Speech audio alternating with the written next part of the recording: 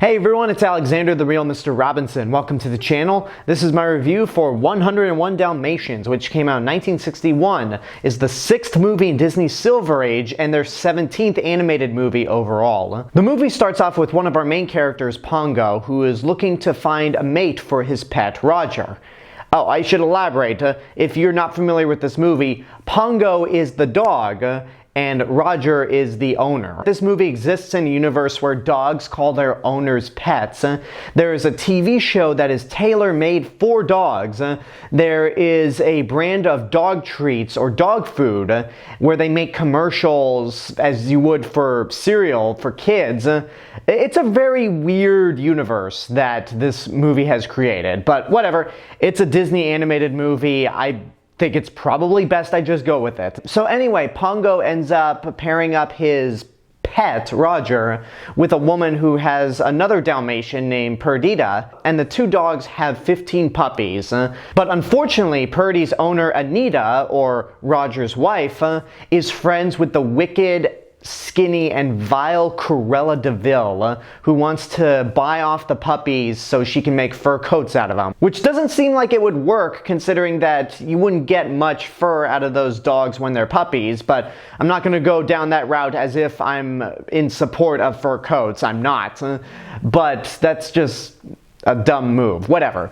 Cruella DeVille does not get her wish, so she sends two bumbling idiots, Jasper and Horace, to steal the puppies, and it's up to Pongo and Purdy to try to find them, only to find out that there are more Dalmatian puppies that Cruella plans to turn into fur coats, leading to a total of, as the title says, 101 Dalmatians, 99 puppies, and 2 parents. This is one of those Disney movies that I had on VHS as a kid, and I think the main reason why I watched this movie a lot as a kid was because it involved cute animals as the main characters. Which is ironic because when I was a kid, I really wasn't much of a dog person. I was scared of dogs as a kid and was more of a cat person. But as I've gotten older, that opinion has reversed. I'm more of a dog person than a cat person. And with older age comes a rewatch of this movie that I watched a lot as a kid.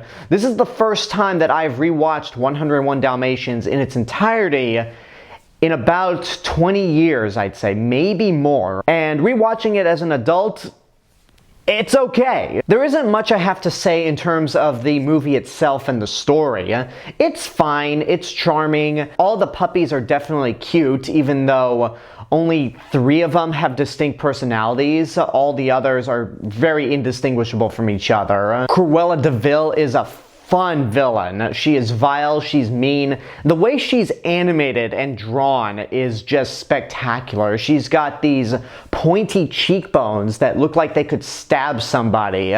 She is skinny as a rail despite just wrapping herself in this massive fur coat, and she is somewhat egotistical. She owns this very, very expensive car, and if you really watch this movie and you pay attention to her rims, her initials, CD, are on there. So this woman is so egotistical that she has to put her initials on her rims. And Cruella might be the most entertaining character of the movie. Her 2 henchmen, Horace and Jasper, are fun as well because they're the typical bumbling idiots.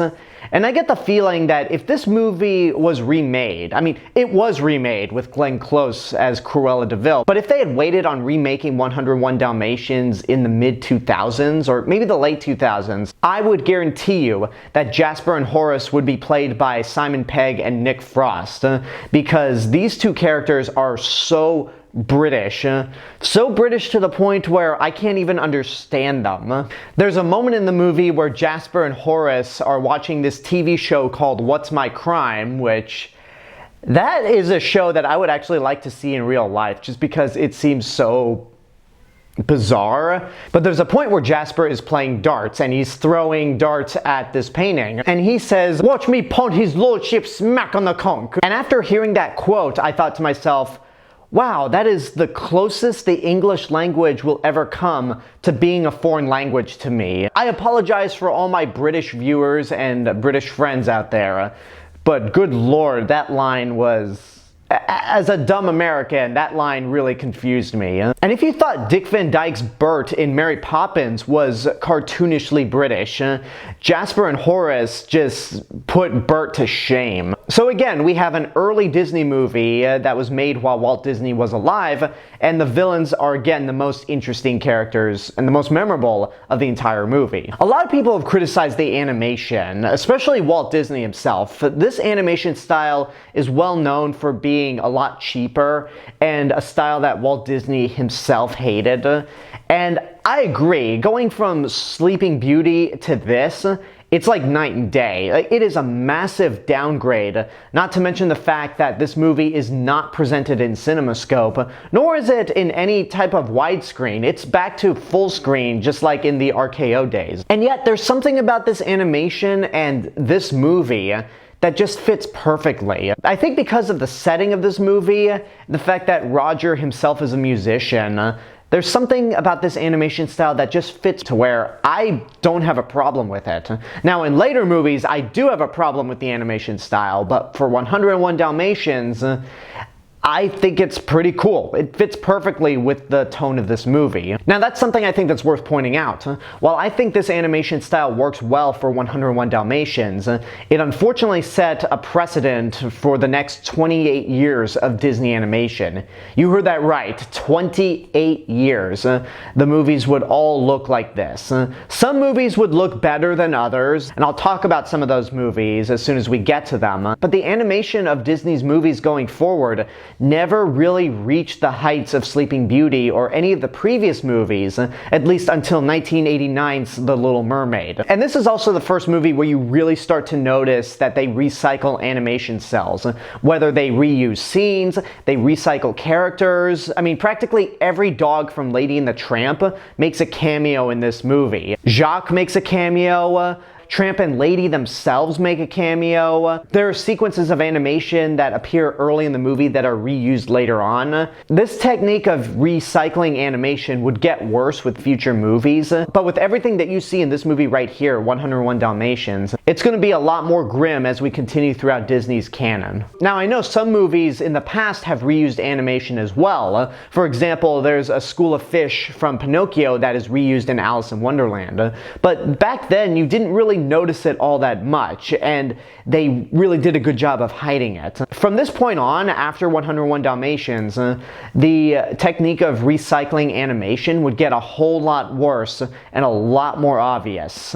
So, we're in for some dark days in terms of animation. Now, in terms of plot and characters, that's a completely different story, but in animation, we've got a bumpy road ahead. That's all I really have to say about 101 Dalmatians. I remember loving this movie as a kid, and while there's a lot of things in this movie that I still really like, and even admire, it just doesn't hold up as much as it did when I was a kid. It doesn't feel that grand. The animation style is a massive step down from what Sleeping Beauty delivered.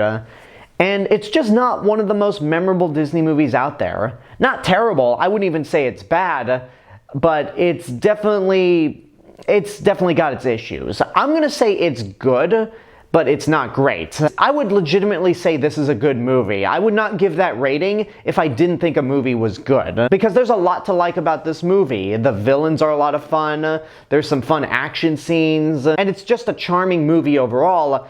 But at the end of the day, I think Lady and the Tramp is a much better dog movie than this. And Lady and the Tramp was a movie that I didn't watch as much as 101 Dalmatians as a kid. And there you go, that's my review for 101 Dalmatians. Now, I did mention that remake earlier in this review starring Glenn Close.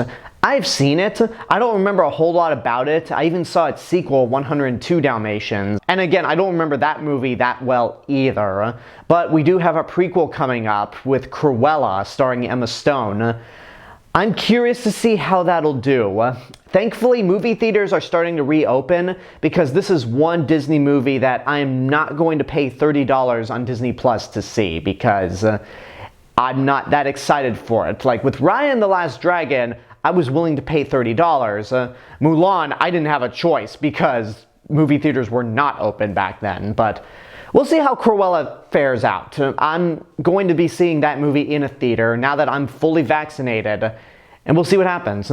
But until then, I want to know what you guys think about 101 Dalmatians. If you've seen it, what did you think? Whatever the case may be, let me know in the comments below. And until next time, this is the real Mr. Robinson telling you there's only one.